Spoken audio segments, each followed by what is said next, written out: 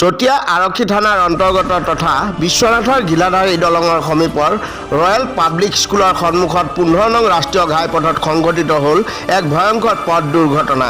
খেৰ ভৰ্তি এখন ট্ৰেক্টৰ আৰু ফৰ্চুনাৰ বাহনৰ মুখামুখি সংঘৰ্ষৰ ফলতে কথমপি প্ৰাণ ৰক্ষা পৰে দুখনকৈ গাড়ীৰ চালকৰ। দৰাচলতে আজি বিশ্বনাথ চাৰিআলি দিশৰ পৰা তেজপুৰ দিশে এখন ফৰ্চুনাৰ গাড়ী 15 নং ৰাষ্ট্ৰীয় ঘাইপথেৰে তীব্ৰ বেগেৰে গৈ থকা সময়তে হঠাৎ বিশ্বনাথৰ ঘিলাধাৰী দলঙৰ সমীপৰ ৰয়েল পাব্লিক স্কুলৰ সমীপত পথাৰখনৰ পৰা ধান খেৰ ভৰ্তি ট্ৰেক্টৰ এখন 15 নং ৰাষ্ট্ৰীয় ঘাইপথত ওলাই আহে।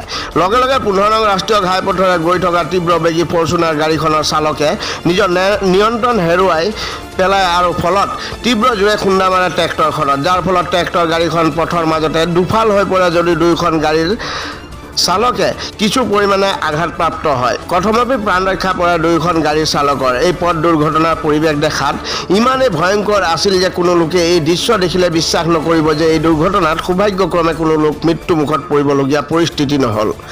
আনহাতে দুৰ্ঘটনাৰ কিছু সময়ৰ পিছতে চতিয়া আৰক্ষী দুৰ্ঘটনাস্থলীত উপস্থিত হৈ দুয়োখন দুৰ্ঘটনাগ্ৰস্ত বাহন জব্দ কৰাৰ লগতে তদন্ত আৰম্ভ কৰে।